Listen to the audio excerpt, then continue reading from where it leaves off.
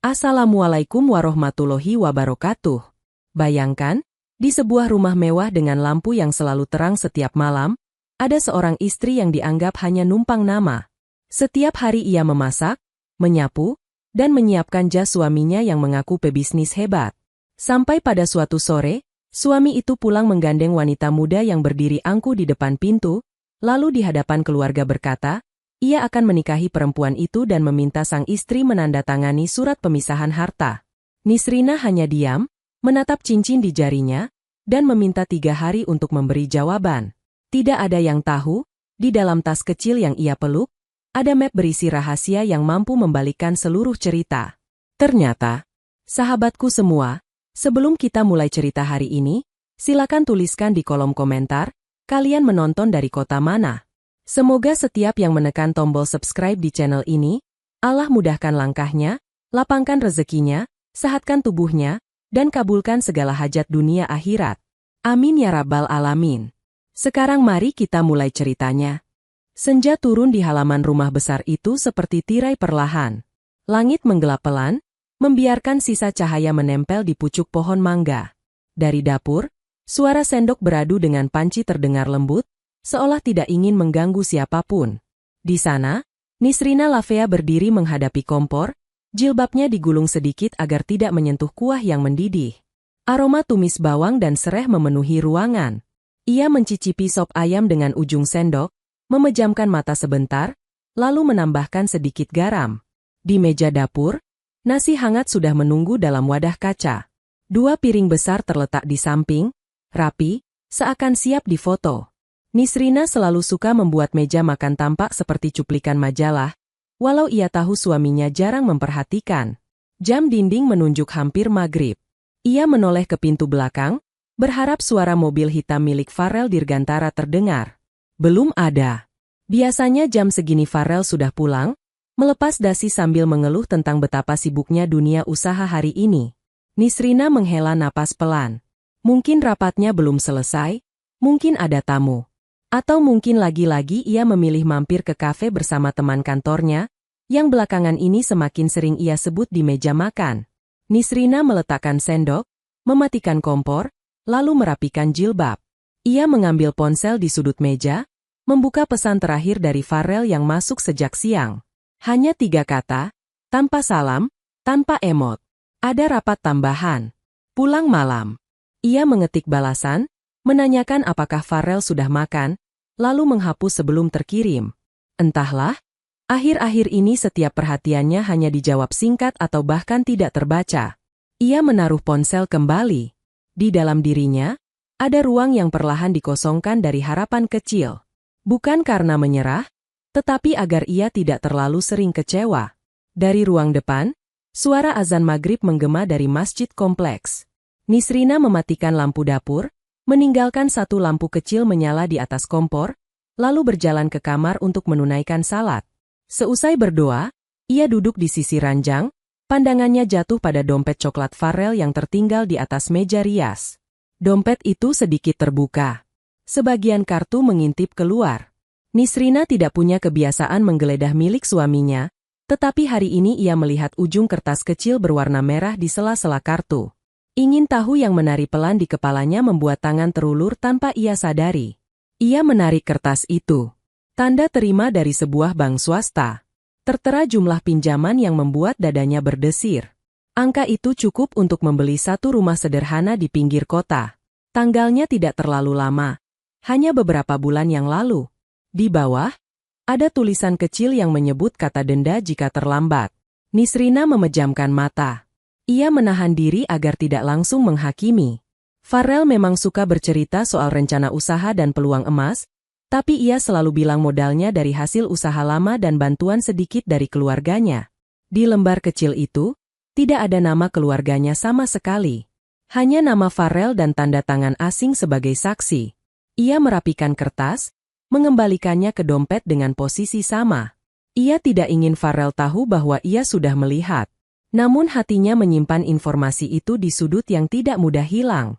Seperti kertas diselipkan di antara halaman buku paling penting. Dari jendela kamar, lampu kota mulai menyala. Rumah Nisrina berdiri di kawasan mewah yang penuh pagar tinggi dan taman terawat. Tetangga sering memujinya. Menantu baik, katanya. Istri yang tampak beruntung mendapatkan suami pebisnis muda. Banyak yang mengira rumah ini warisan keluarga Farrell.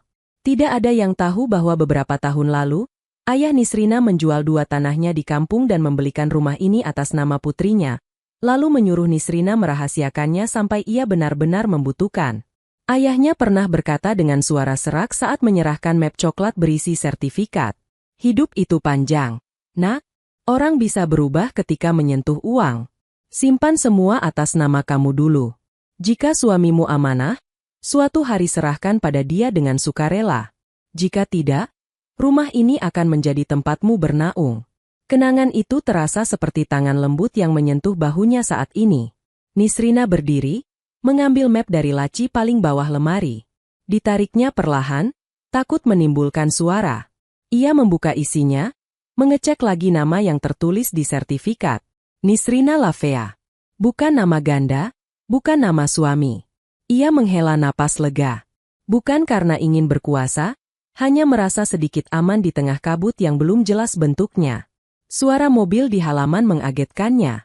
Ia buru-buru menutup map, mengembalikan ke laci, mengunci, lalu berjalan keluar kamar seolah tidak ada apa-apa. Dari jendela, ia melihat Farrell turun dari mobil dengan langkah tergesa. Jasnya rapi, rambutnya tersisir ke belakang, tapi ada sesuatu di wajahnya yang tampak lelah. Saat pintu terbuka, Nisrina menyambut dengan senyum. Mas, sudah pulang? Mau langsung makan atau mandi dulu?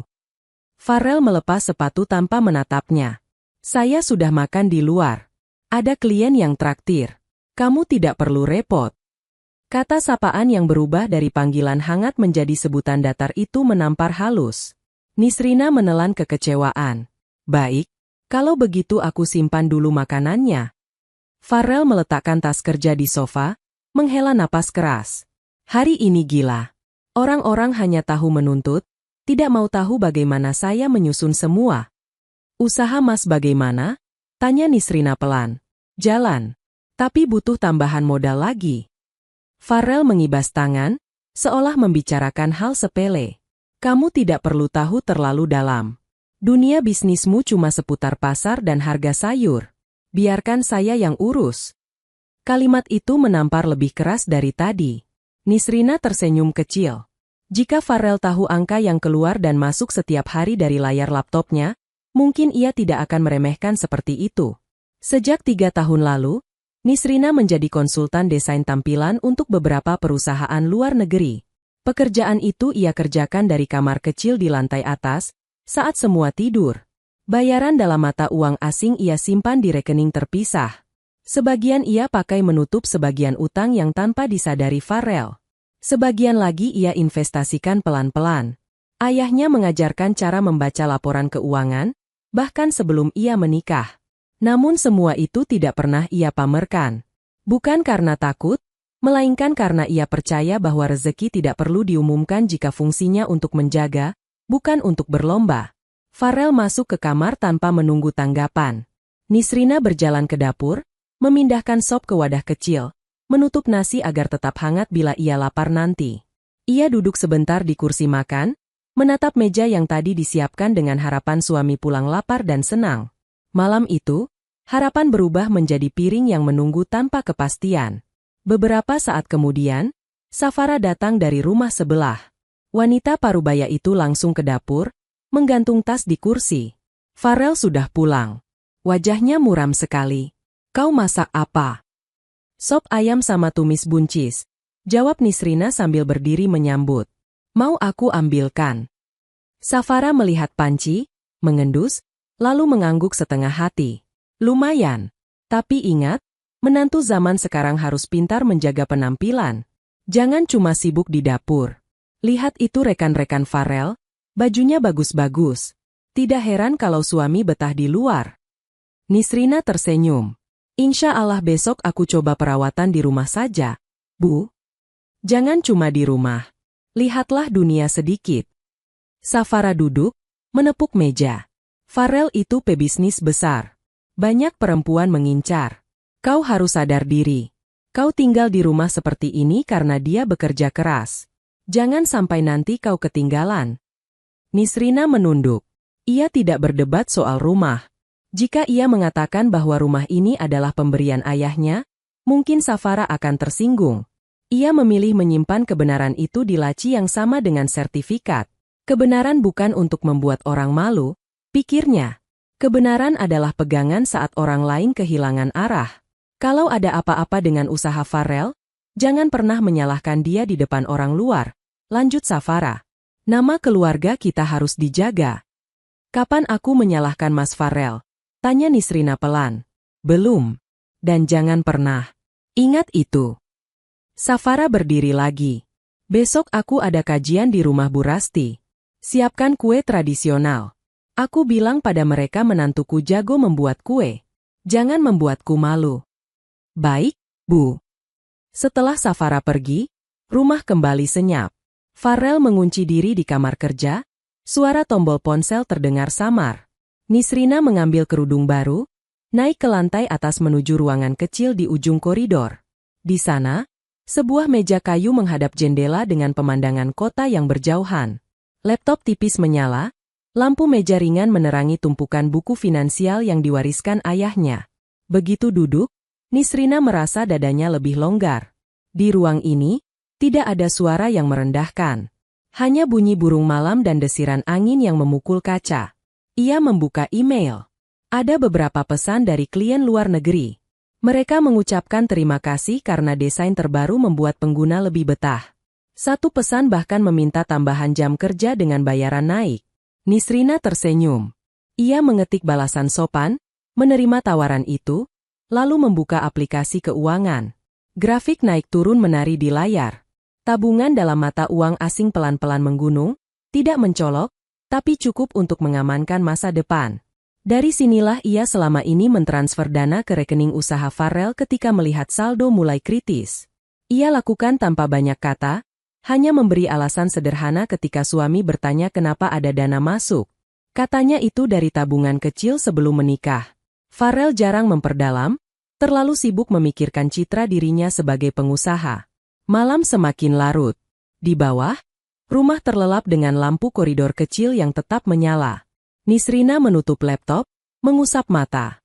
Di buku catatan, ia menulis beberapa kalimat pendek. Catatan utang yang ia bantu tutup, tanggal transaksi, dan rencana ke depan jika situasi makin berat. Di ujung halaman, ia menulis satu kalimat untuk dirinya sendiri. Jika suatu hari kata-kata mereka menjadi pisau, ingatlah bahwa kau sedang memegang kunci. Ia menutup buku, memeluknya sebentar, lalu berdiri. Dari jendela, lampu kota tampak seperti ratusan mata kecil. Ratusan rumah dengan cerita masing-masing. Ia menarik napas dalam-dalam, lalu turun ke kamar. Di sana, Farel sudah tertidur miring, ponselnya tergeletak dengan layar redup. Nisrina mematikan lampu, berbaring di sisi yang lain, dan menatap langit-langit. Di antara dua napas, ia berjanji diam-diam. Ia akan tetap menjadi istri yang menjaga, namun tidak lagi membiarkan harga dirinya diinjak tanpa batas. Ia punya rumah dengan namanya sendiri, punya pekerjaan yang tidak bergantung pada pujian orang, dan punya catatan keuangan yang lebih jujur dari cerita apapun yang keluar dari meja makan. Semua itu ia simpan sekarang, seperti rahasia di dasar laut. Suatu hari, mungkin gelombang akan memanggilnya naik. Namun malam ini, ia cukup dengan satu hal. Tidur dengan hati yang masih utuh, meski sedikit perih. Pagi hari datang dengan suara sapu ibu-ibu kompleks yang menyapu jalan. Matahari menyelinap lewat selat tirai, menimpa lantai ruang makan yang mengilap. Nisrina Lavea sudah bangun sejak azan subuh. Ia menanak nasi, menggoreng telur dengan bagian kuning masih lembut, dan menyiapkan tumis sayur warna-warni. Di samping piring Farel, ia meletakkan segelas air hangat dan satu potong roti panggang tipis. Farel turun tangga sambil menatap layar ponsel. Kemeja birunya rapi, dasi hitam menempel di leher, rambut disisir ke belakang dengan sedikit minyak. Ia duduk tanpa benar-benar melihat meja. Jari jemarinya bergerak cepat, seakan percakapan di layar lebih nyata dari makanan di hadapannya. "Kamu bisa buatkan kopi susu," katanya lirih tanpa menoleh. Nisrina mengangguk, meski ia tahu Farel mungkin tidak melihat. Bisa. Mau lebih manis atau biasa saja? Seperti biasa. Jawabannya pendek. Seperti pesan singkat yang tidak butuh balasan.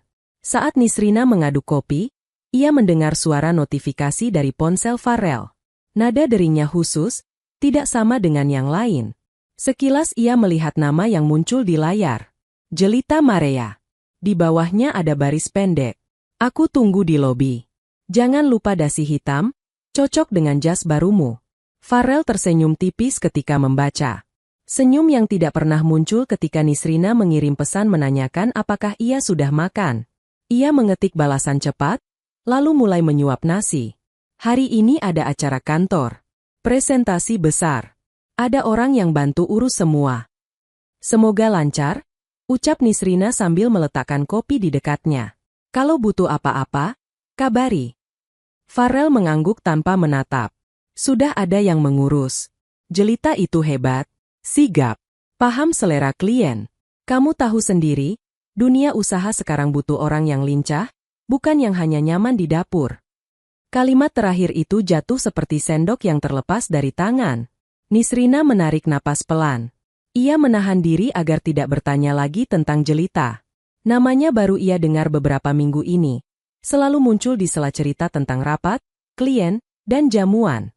Farel menyebut Jelita sebagai rekan kerja, namun nada suaranya selalu mengandung kekaguman yang sulit disamarkan. Setelah Farel pergi, Nisrina membereskan meja. Piring ia susun di bak cuci, sisa kopi ia buang pelan-pelan.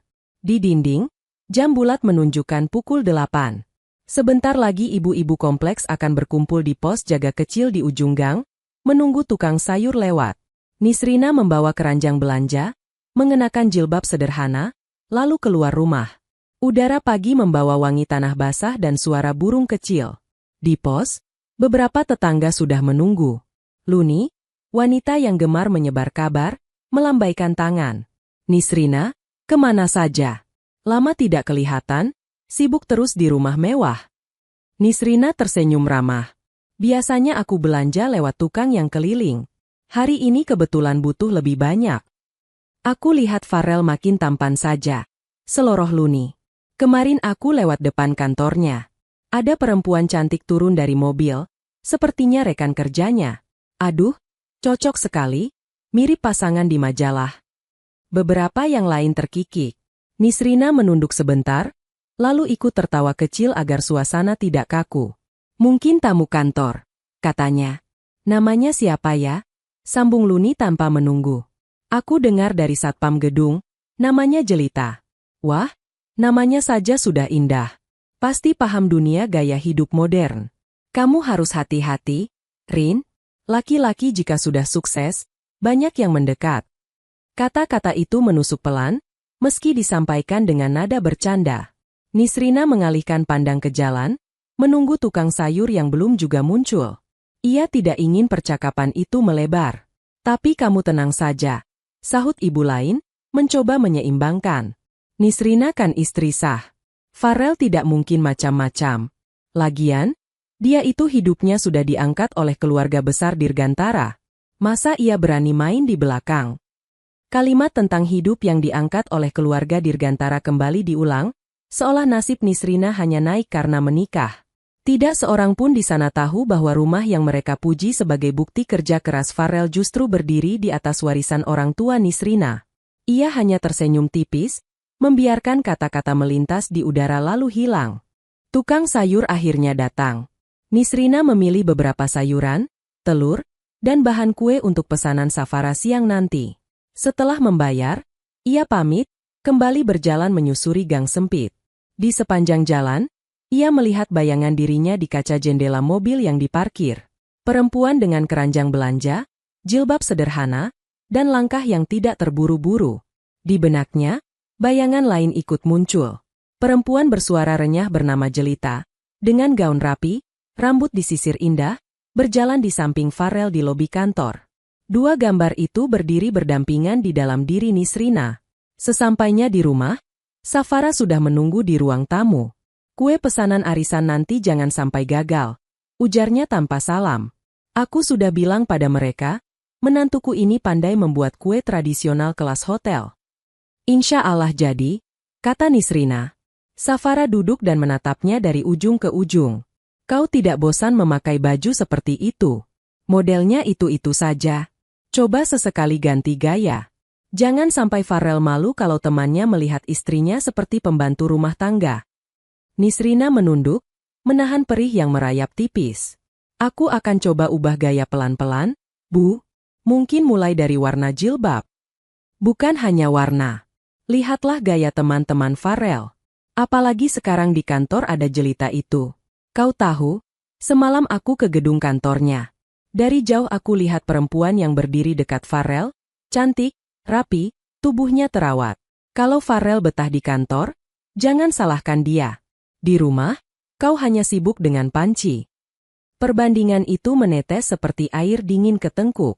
Nisrina ingin sekali menjawab bahwa ia juga bekerja, bahwa malam-malam ia mengirim rancangan untuk perusahaan di luar negeri, bahwa tangannya tidak hanya menyentuh panci tetapi juga papan ketik yang menggerakkan angka dalam rekening. Namun ia menahan diri. Safara tidak akan percaya, atau bahkan akan menganggapnya sombong. Ia hanya berkata, terima kasih masukannya, Bu. Aku akan perhatikan. Siang hari, kue untuk arisan selesai. Lontar kecil dengan taburan keju keemasan, risol dengan kulit tipis, dan pastel renyah ia susun dalam kotak. Safara mencicip satu, mengangguk singkat. Lumayan. Setidaknya wajahku tidak malu nanti. Saat Safara berangkat, rumah menjadi tenang. Nisrina menarik napas lega. Ia menuju ruangan kecil di lantai atas, menyalakan laptop, dan mulai mengerjakan revisi desain. Di layar, wajah pengguna aplikasi yang ia buat tampak lebih bahagia setelah perubahan warna dan letak tombol. Tim kecil dari luar negeri mengirim catatan. Mereka menyukai caranya menggabungkan kesederhanaan dan kejelasan. Ia menjawab dengan sopan, menanyakan beberapa detail, lalu mengirim versi final. Beberapa jam kemudian, sebuah pesan masuk. Bukan dari klien, melainkan dari sahabat lamanya, Yuniar Selfie. Yuniar tinggal di kota berbeda, tetapi mereka sering saling mengirim kabar. Pesan itu singkat namun hangat. Aku mimpi tentangmu. Mimpi aneh. Tapi aku yakin kamu sedang butuh teman. Kapan kita bisa berbicara? Nisrina tersenyum. Ia merasa tangannya menemukan pegangan di tengah dinding licin. Ia menelpon Yuniar. Suara di seberang terdengar akrab. Mereka berbincang tentang hal-hal ringan dulu, lalu obrolan perlahan mengalir ke perkara rumah tangga. Belakangan Farel lebih dingin, kata Nisrina pelan. Ada rekan kerjanya, jelita. Namanya sering keluar. Bagaimana perasaanmu? Tanya Yuniar. Seperti orang yang duduk di kursi, tapi pelan-pelan kursinya digeser mundur tanpa aku diajak bicara, jawab Nisrina. Aku masih di ruangan, namun semakin jauh dari meja. Yuniar terdiam sejenak. Kamu punya apa untuk memegang dirimu? Pertanyaan itu membuat Nisrina menatap map di laci. Aku punya pekerjaan yang ia kira hanya hobi. Aku punya sedikit simpanan. Dan aku punya rumah yang ayahku titipkan atas namaku. Tapi aku tidak ingin itu menjadi alat balas dendam. Kamu tidak perlu membalas, kata Yuniar lembut. Tapi kamu perlu menjaga. Jangan sampai suatu hari kamu diusir dari rumah yang sebenarnya milikmu sendiri. Jika kamu merasa ada yang bergeser, siapkan langkah. Bukan untuk menjatuhkan, melainkan untuk melindungi. Kata-kata Yuniar mengendap. Setelah panggilan berakhir, Nisrina membuka kembali buku catatan keuangannya. Ia menulis ulang rincian aset, tabungan, dan utang Farel yang pernah ia bantu tutupi. Ia menandai mana yang punya bukti tertulis. Setiap angka ditulis dengan tenang, bukan dengan marah. Ia sadar, mencatat adalah bentuk mencintai diri. Sore menjelang, ponsel Nisrina bergetar. Pesan dari Farel. Malam ini jangan tunggu saya makan. Ada jamuan dengan klien dan tim. Jelita yang mengatur semua. Nisrina mengetik balasan. Hati-hati di jalan. Selalu jaga diri. Pesan itu terkirim, namun dua tanda centang berubah biru tanpa balasan. Ia menatap layar sejenak, lalu menaruh ponsel di meja. Malam turun. Hujan tipis mulai mengguyur atap. Nisrina makan malam sendiri, ditemani bunyi televisi yang suaranya dipelankan. Di tengah suapan, Ia teringat wajah jelita yang dideskripsikan oleh Luni dan Safara. Cantik, modern, pandai bicara. Ia mencoba membayangkannya berdiri di samping Farel di sebuah restoran, tertawa bersama, berbagi piring makanan mahal. Rasanya seperti menonton film yang tokoh utamanya adalah suaminya, tapi ia tidak diundang hadir. Menjelang tengah malam, suara mobil terdengar di depan rumah. Nisrina bangkit, membuka pintu. Farel turun dengan langkah goyah, bukan karena mabuk, lebih karena lelah yang menekan. Wajahnya merah sedikit, tetapi matanya tajam. "Kamu belum tidur," katanya. "Aku menunggu," jawab Nisrina. "Bagaimana acaranya?" "Berhasil." Klien terkesan. Jelita benar-benar menyelamatkan presentasi hari ini. Dia tahu bagaimana membuat suasana cair. "Kamu tidak akan sanggup melakukan itu, Nis. Dunia seperti itu bukan duniamu." Nisrina tersenyum tipis. "Syukurlah kalau lancar. Setidaknya ada yang bisa membantu Mas." Farel tertawa kecil, bukan tawa senang, melainkan tawa orang yang merasa di atas. "Di kantor, orang melihat saya sebagai laki-laki yang berani. Punya tim, punya jaringan. Di rumah, kamu hanya perlu memastikan semua rapi. Jangan terlalu ikut campur urusan kerja." Kata-kata itu terasa seperti pintu yang ditutup dari dalam. Nisrina mundur satu langkah, memberi ruang. "Silakan istirahat dulu. Sarapan untuk besok sudah kusiapkan di kulkas." Farel berjalan masuk tanpa menjawab. Di punggungnya, Nisrina melihat garis yang dulu tampak kokoh kini mulai condong. Ada sesuatu yang ia kejar di luar sana, sesuatu yang membuat rumah seperti sekadar tempat singgah. Ketika pintu kamar tertutup, Nisrina berdiri sendirian di ruang tamu. Hujan di luar semakin deras.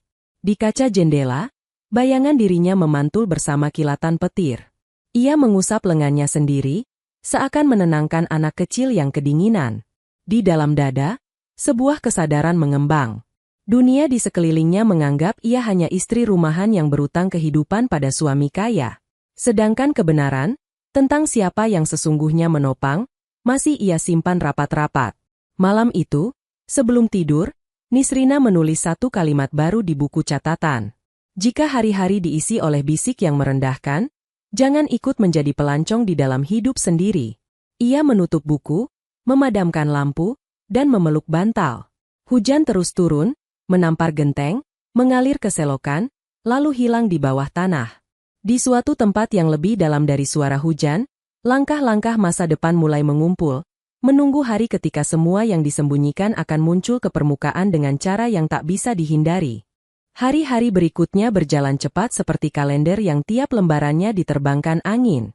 Farel semakin jarang di rumah saat matahari masih di langit. Ia pulang larut, sering dengan aroma parfum yang bukan milik Nisrina menempel samar di kerah. Teleponnya makin sibuk, layar ponsel sering menyala menampilkan nama yang sudah akrab di mata Nisrina. Jelita Marea. Suatu pagi, Nisrina sedang menyiram tanaman di halaman ketika mobil Farel berhenti mendadak di depan garasi. Ia turun dengan wajah cerah, berbeda dari beberapa hari yang lalu ketika pulang dengan raut tegang. Di tangan kirinya ada tas kerja, di tangan kanan sebuah kotak berwarna perak dengan pita biru. "Nis," panggilnya. Nisrina mematikan selang, mengusap sedikit air di ujung jari pada ujung jilbabnya. "Iya, Mas." Farel mendekat. "Malam Sabtu nanti, akan ada acara kecil di rumah. Semacam jamuan untuk calon investor. Kau siapkan semuanya. Aku mau ruang tamu dan halaman belakang terlihat seperti foto majalah." "Insya Allah bisa," jawab Nisrina. "Berapa orang yang datang?" "Tidak banyak, mungkin 8-10. Farel menimbang sejenak. "Jelita juga akan hadir. Dia yang bantu mengatur semuanya. Kau tinggal ikuti saja arahan dia nanti. Jangan membantah." Nisrina mengangguk. "Baik, makanan seperti apa yang Mas inginkan?" "Aku ingin ada hidangan utama yang terlihat mewah. Mungkin steak atau olahan daging. Jelita punya daftar. Dia akan kirim ke kamu. Jangan improvisasi." Ada nada perintah yang lebih kuat dari biasanya. Farel membuka kotak perak dengan pita biru, memperlihatkan gaun panjang berwarna abu gelap dengan detail lembut di lengan. "Ini, pakai nanti malam Sabtu. Jangan pakai baju rumahanmu itu. Nisrina menyentuh kain gaun itu. Halus, dingin, dan asing. Terima kasih, Mas. Jelita yang pilihkan, ujar Farel enteng. Katanya kamu perlu sedikit sentuhan modern. Dia bilang, istri pengusaha harus bisa tampil selevel dengan lingkaran suaminya. Kalimat itu menghantam pelan. Bukan karena gaun itu jelek, tetapi karena kenyataan bahwa perempuan lain yang memilihkan pakaian untuknya. Seolah ia menjadi boneka yang dipersiapkan untuk pajangan. Ketika Farel sudah pergi ke kantor, Nisrina membawa gaun itu ke kamar. Ia menggantungnya di depan cermin. Bayangannya memantul, memperlihatkan tubuhnya sendiri berdiri di samping pakaian yang dipilih orang lain. Ia menghela napas. Di dalam lemari, ada beberapa gamis pemberian ayah dan ibunya, yang sengaja dipilih longgar dan nyaman. Ia tahu, jika pergi bersama Farel ke acara keluarga, pakaian itu yang sering dikritik Safara sebagai terlalu sederhana. Malam Sabtu tiba. Sejak pagi, Nisrina sudah sibuk. Ia membersihkan halaman belakang, membentangkan taplak putih di meja panjang, menaruh bunga putih kecil di gelas bening. Ruang tamu ia lap hingga mengilap, gorden ia buka sedikit agar cahaya sore masuk dengan cantik. Menjelang sore, mobil Jelita masuk ke halaman. Pintu terbuka, menampilkan perempuan tinggi dengan rambut coklat gelombang lembut. Ia mengenakan atasan hitam dan celana kain krem, tas mungil tergantung di lengan. Mata Jelita tajam, namun senyumnya hangat, jenis senyum yang mudah membuat orang lengah. Halo, Nisrina? Sapa Jelita seolah mereka sudah lama berteman. Wah, rumahmu cantik sekali. Klasik. Aku selalu suka model begini. Nisrina menjawab dengan senyum sopan. Alhamdulillah. Silakan masuk. Maaf kalau ada yang kurang. Mereka berkeliling ruang tamu. Jelita menunjuk lukisan tertentu, menyarankan agar kursi sedikit digeser agar ruang terlihat lapang. Nisrina menuruti tanpa banyak komentar. Di dapur, Jelita membuka daftar menu di ponselnya. Jadi, nanti kita buat daging lada hitam, kentang panggang, salad sederhana, dan beberapa kudapan kecil. Aku percaya kamu bisa. Aku akan fokus di dekorasi dan menyambut tamu. Bagaimana? Insya Allah bisa, kata Nisrina. Ia menuliskan catatan kecil di kertas, menghitung waktu memasak di kepalanya. Sore berubah menjadi senja. Nisrina berpakaian dengan gaun abu gelap yang dipilihkan Jelita. Saat ia melihat ke cermin, ia hampir tidak mengenali dirinya sendiri. Gaun itu jatuh dengan elegan, menonjolkan bentuk bahu dan pinggang. Ia menarik jilbab krem muda yang serasi, merapikannya agar tetap menutup dada. Hatinya berbisik, keren tapi bukan untuk mengundang pandang, melainkan sebagai bentuk menghormati tamu. Di ruang tamu, Jelita sudah berganti gaun hitam yang sederhana namun memukau. Rambutnya ia biarkan tergerai. Ketika Farel muncul dengan jas hitam, pemandangan mereka berdua berdiri berdampingan menciptakan gambar yang mudah disukai kamera. Jelita tertawa kecil saat Farel memuji betapa profesional tampilan mereka. Nisrina melihat dari ambang dapur. Sejenak, ia merasa seperti pekerja yang mengintip dari pintu layanan. Ia mengingatkan diri sendiri bahwa tugasnya memang menyiapkan makanan. Ia menarik napas, kembali ke kompor, dan memantau waktu. Tamu berdatangan satu persatu. Ada dua pria parubaya yang berpenampilan mapan, pasangan suami istri yang membawa senyum sopan, dan seorang laki-laki muda yang memperhatikan detail interior rumah dengan pandangan menilai.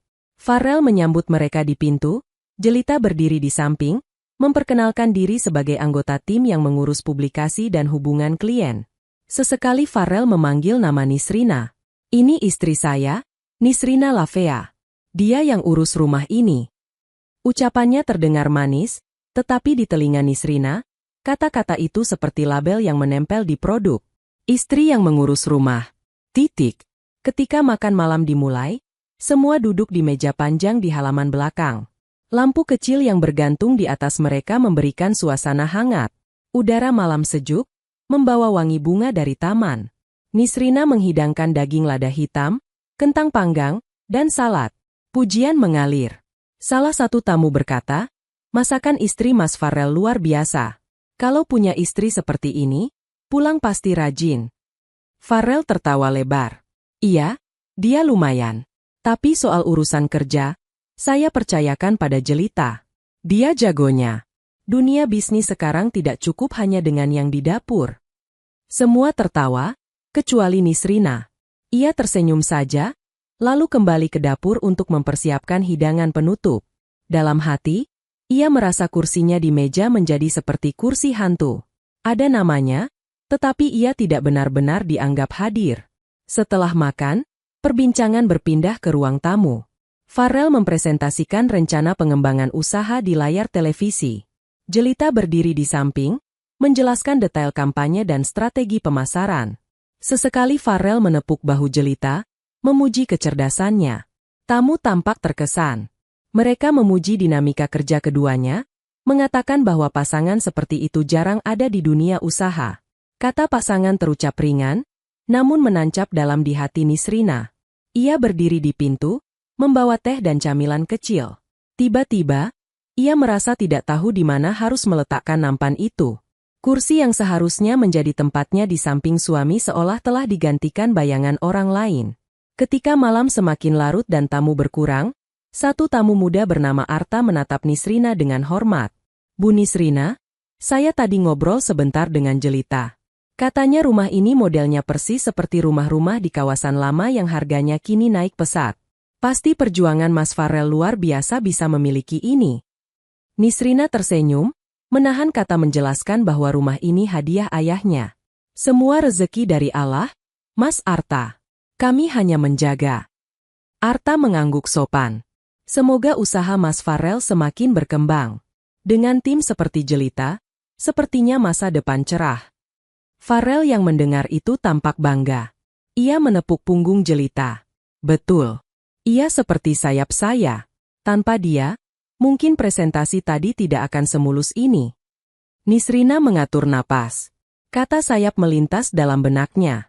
Ia merasa selama ini dirinya yang menjadi tulang belakang, diam-diam menutupi utang, mencari cara agar tagihan tidak menumpuk. Namun malam ini, sayap yang orang lihat adalah milik orang lain. Ia menenggak sisa air di gelasnya, lalu beranjak membereskan piring. Setelah tamu pergi, rumah kembali tenang. Jelita masih tinggal sebentar. Ia dan Farel duduk di sofa, memeriksa catatan di ponsel. Nisrina mengambil kain lap, membersihkan meja makan yang kotor. Dari kejauhan, ia mendengar percakapan mereka. Kita tinggal satu langkah lagi, kata Jelita bersemangat. Jika investor itu setuju, perusahaanmu akan punya cabang di luar negeri. Nama Dirgantara akan melambung. Bukan hanya nama saya, sahut Farel. Aku ingin kita berjalan bersama. Aku sedang memikirkan sesuatu. Ini baru rencana, tapi aku ingin kau tahu duluan. Rencana apa? Tanya Jelita, suaranya sedikit bergetar. Pernikahan? Ucap Farel pelan namun jelas. Aku ingin kamu menjadi pendamping resmi dalam hidup dan bisnis. Tentu, ada hal yang harus kuperjelas dulu dengan Nisrina. Tapi aku yakin semua akan selesai dengan baik. Kau pantas mendapatkan laki-laki yang utuh, bukan yang setengah-setengah. Jelita menutup mulut dengan tangan, antara kaget dan bahagia. Farel, itu keputusan besar. Sudah waktunya, jawab Farel. Aku tidak bisa pura-pura lagi. Nisrina hampir menjatuhkan gelas yang sedang ia pegang. Kata pernikahan dan rencana menjadikannya pendamping resmi mengiris tenggorokan. Ia mundur perlahan ke dapur, berusaha mengatur napas. Ternyata kursi yang ia rasakan pelan-pelan bergeser kini hampir sepenuhnya digantikan. Beberapa menit kemudian, Farel masuk ke dapur. Wajahnya serius, namun senyumnya tipis seperti orang yang baru mengambil keputusan penting. Nis, aku mau bicara. Nisrina menaruh gelas di rak, mengeringkan tangannya, lalu menatap suami. Silakan. Kau tahu, kehidupan berjalan, perusahaan berkembang. Aku butuh pendamping yang bisa sejalan dengan duniaku. Jelita hadir seperti jawaban. Dia mengerti ritme kerja, bisa menemaniku dalam setiap langkah bisnis. Nisrina mendengar tanpa menyela. Suara detak jam di dinding terdengar lebih keras. Aku berencana menikahinya, lanjut Farel. Tentu saja aku tidak akan menelantarkanmu. Aku akan mengurus semua secara baik. Aku ingin kita bercerai secara damai. Kau akan mendapat kompensasi yang pantas. Rumah ini akan tetap aku pertahankan sebagai markas keluarga Dirgantara. Kau mungkin harus tinggal di tempat yang lebih sederhana, tapi aku pastikan kebutuhanmu tercukupi. Kata kompensasi dan tinggal di tempat yang lebih sederhana menggema di kepala Nisrina. Ia melihat Farel berbicara seolah menawarkan paket pindah rumah. Padahal yang sedang ia tawarkan adalah penyingkiran pelan-pelan. Jadi Mas ingin aku pergi dari rumah ini? Tanya Nisrina pelan. Farel mengangguk, seolah membenarkan sesuatu yang sudah lama tertulis. Aku tidak ingin ada drama. Kita bisa mengurus surat pemisahan harta dan perceraian dengan tenang. Aku akan minta pihak keluarga membantumu mencari tempat tinggal baru. Jelita tidak tahu soal ini secara detail. Aku ingin menyelesaikannya dulu sebelum mengumumkan apapun. Nisrina menahan napas. Di dalam dirinya, sesuatu pecah, namun tidak menimbulkan suara. Setelah beberapa detik, ia berkata, berikan aku 3 hari. Setelah itu, kumpulkan semua orang yang Mas anggap penting. Kita bicarakan semua di depan mereka. Bukan di sudut dapur. Farel mengerutkan dahi. Untuk apa 3 hari? Aku butuh waktu untuk memikirkan cara paling tenang, jawab Nisrina. Lagi pula, keputusan sebesar ini tidak boleh diambil sambil berdiri di dekat bak cuci piring. Farel menghela napas, menganggap jawaban itu sebagai bentuk sikap dewasa. Baik, 3 hari. Setelah itu, jangan mengulur. Nisrina mengangguk. Farel meninggalkannya sendirian di dapur. Begitu suaminya masuk kamar, Nisrina memegang meja erat-erat, mencoba memastikan bumi tidak bergeser. Kepala terasa berat, namun matanya tetap kering. Ia melangkah ke kamar kerja kecil di lantai atas, membuka laci, dan mengeluarkan map coklat yang berisi sertifikat, laporan keuangan, dan bukti transfer. Ia menatap lembar demi lembar kertas, melihat namanya tercetak rapi sebagai pemilik sah rumah dan beberapa saham. 3 hari. Bukan waktu panjang, tetapi cukup untuk menyusun kebenaran agar berdiri di tempat yang seharusnya. Nisrina menutup map itu, memeluknya di dada. Di luar, angin malam bergeser.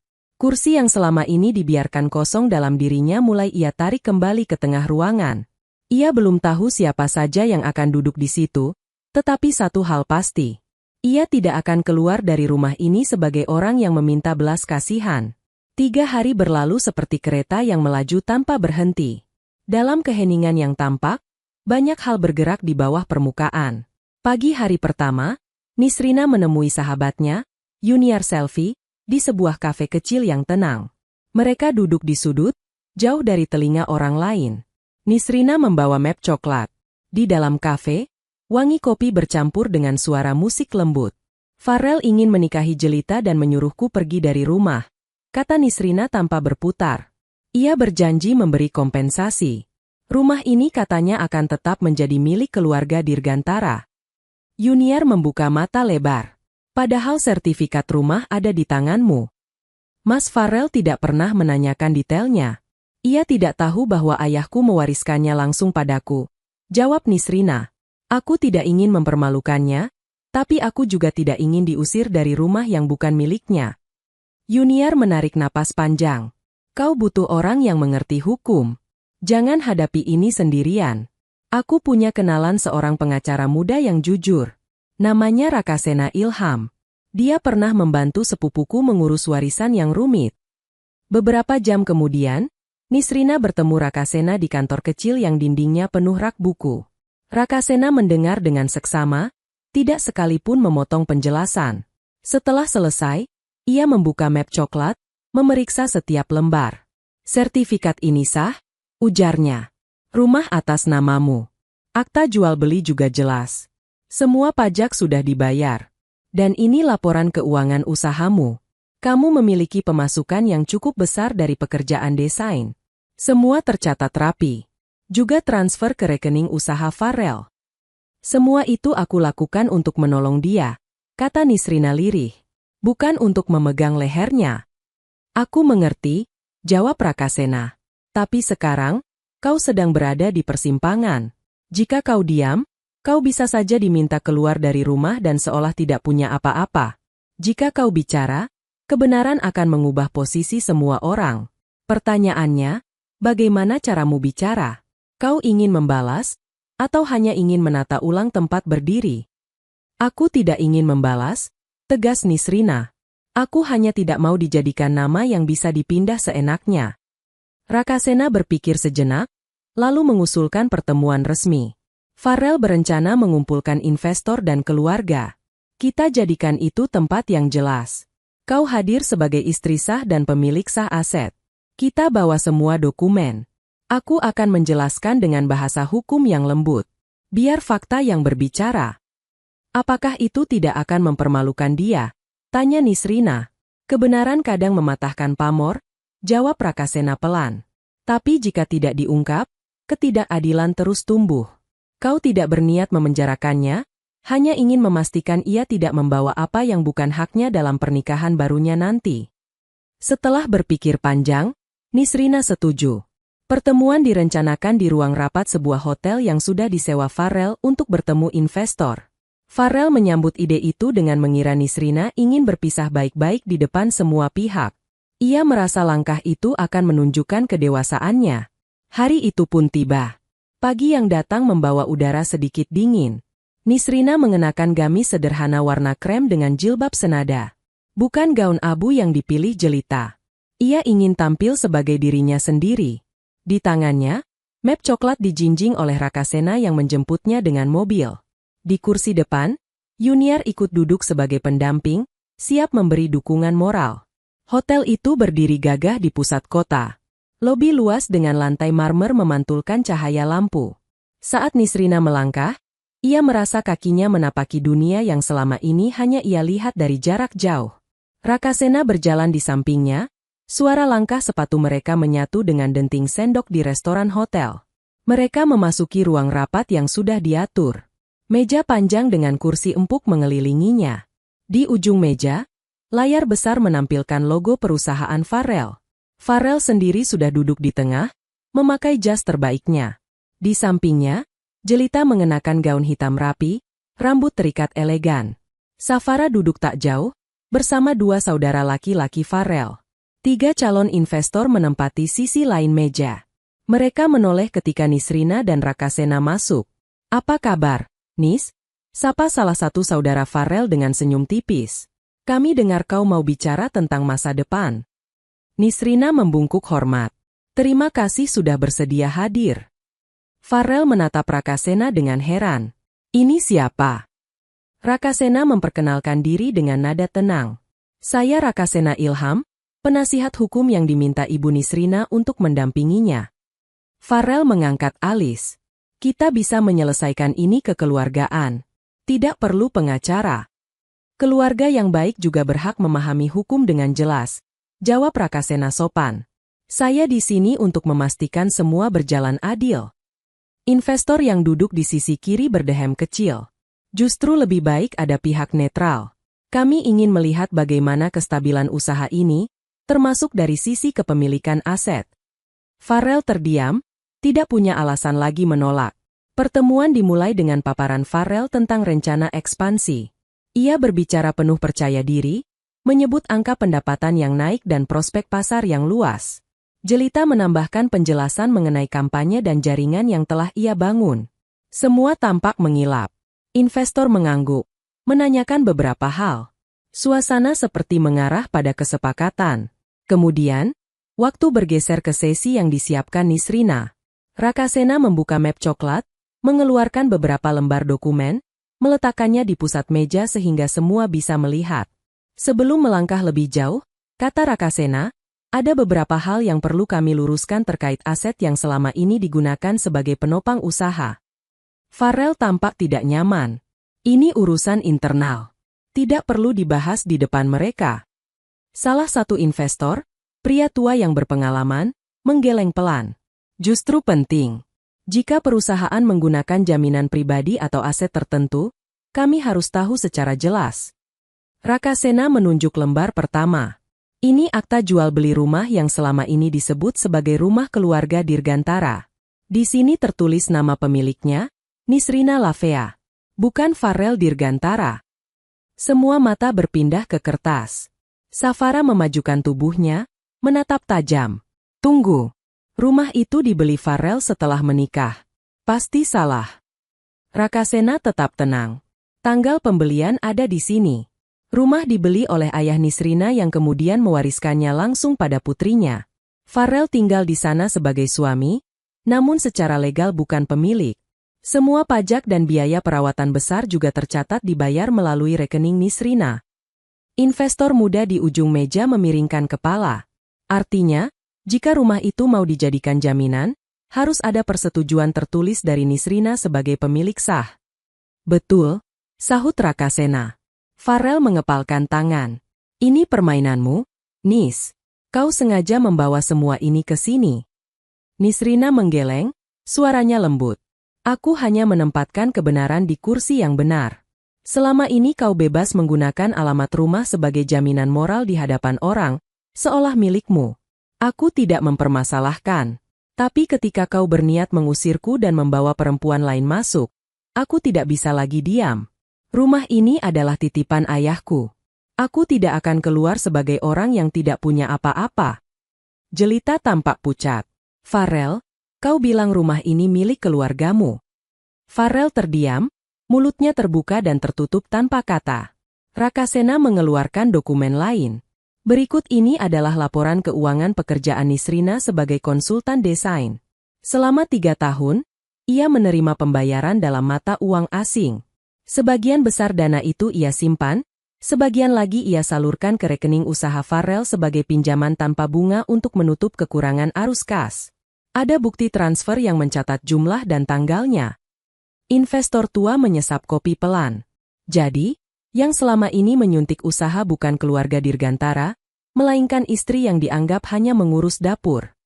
Ruangan mendadak sepi. Safara memegangi dadanya.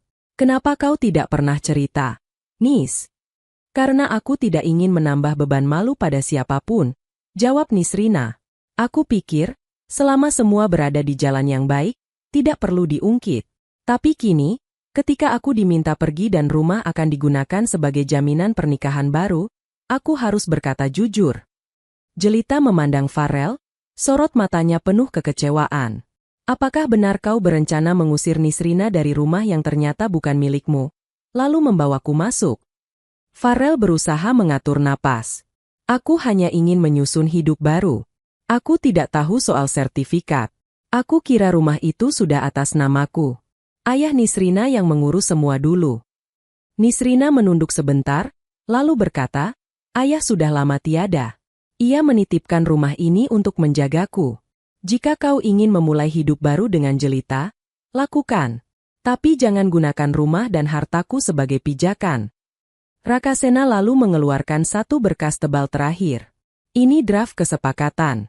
Intinya, Nisrina bersedia bercerai secara damai tanpa menuntut harta atau nafkah besar dari Farel, dengan syarat seluruh aset yang legal atas namanya tetap menjadi miliknya.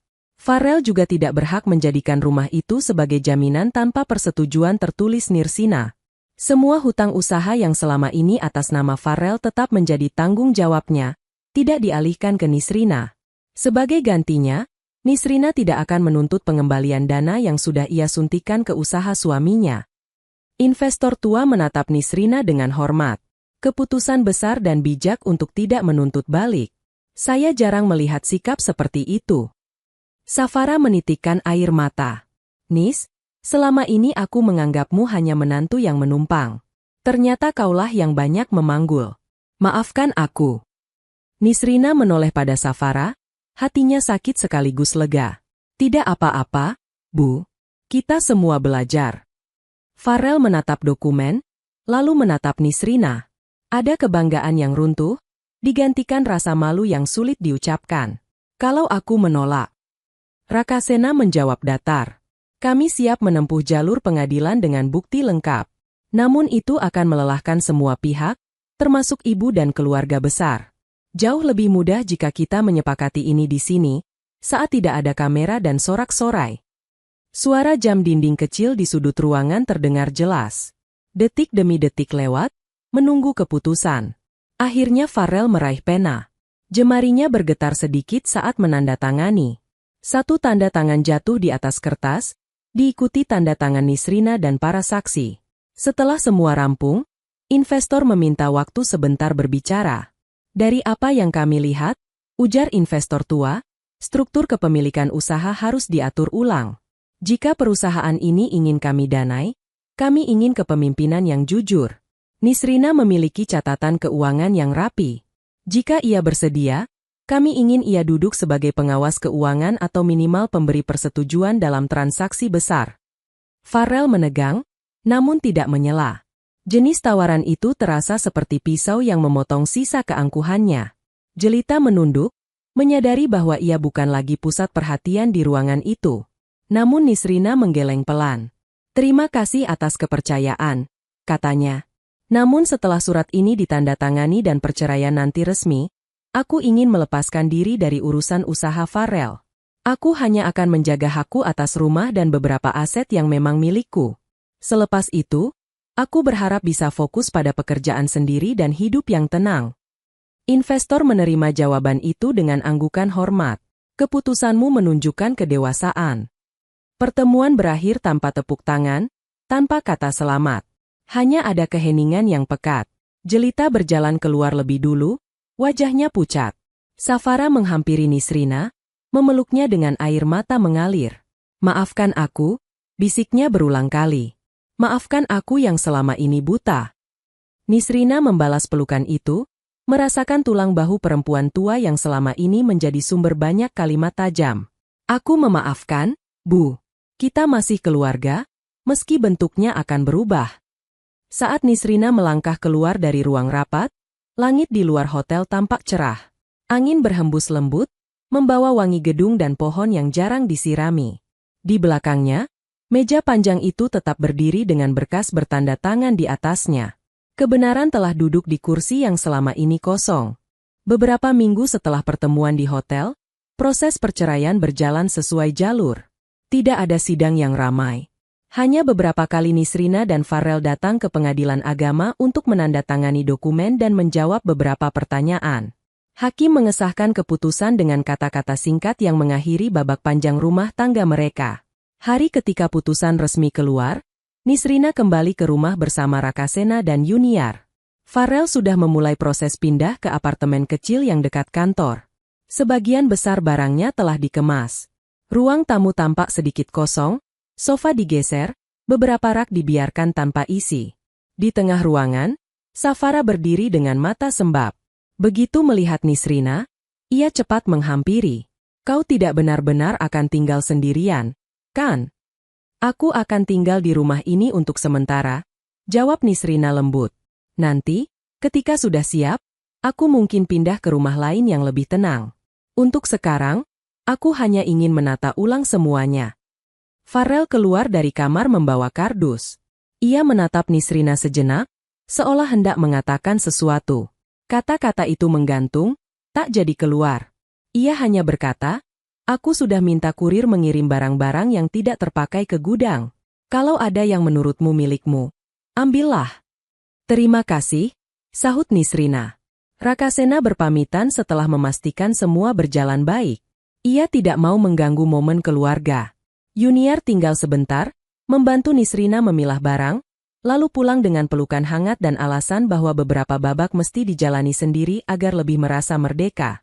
Sore itu, Nisrina berjalan dari satu ruangan ke ruangan lain. Di kamar tidur utama, ia melepas foto pernikahan yang menggantung di dinding. Ia menatap wajahnya yang dulu begitu muda, dan wajah Farrell yang penuh percaya diri.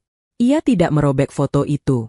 Ia hanya menaruhnya dalam laci, membiarkannya menjadi bagian dari masa lalu yang tidak perlu dipajang.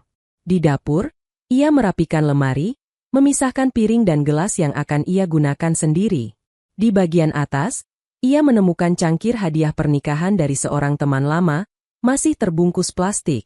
Ia tertawa kecil, mengingat betapa ia dulu terlalu sibuk memikirkan rumah tangga hingga lupa menikmati hal-hal kecil. Malam datang. Setelah rumah agak rapi, Nisrina mengundang Safara makan bersama. Ia menyiapkan roti panggang dengan mentega dan sup krim sederhana. Bukan hidangan mewah, tetapi hangat. Mereka duduk di meja makan yang sama yang dulu menjadi panggung banyak sindiran. Kali ini, meja itu terasa lebih lembut. Safara memegang sendok, tapi tangannya sedikit gemetar. Aku tidak tahu harus memanggilmu apa sekarang. Masih pantaskah aku menyebutmu menantu? Kita bisa menyebut satu sama lain sebagai keluarga, jawab Nisrina. Labelnya bisa berubah, tapi hatinya boleh tetap baik. Air mata Safara jatuh ke punggung tangannya. Aku malu. Selama ini aku mengangkat nama keluarga Dirgantara seolah paling tinggi, padahal tanpa kau, rumah ini mungkin sudah disita bank. Aku sering menghinamu karena pakaianmu, karena kau lebih betah di dapur daripada di salon. Padahal diam-diam kau bekerja, mengatur keuangan, menutup lubang yang tidak pernah kami lihat.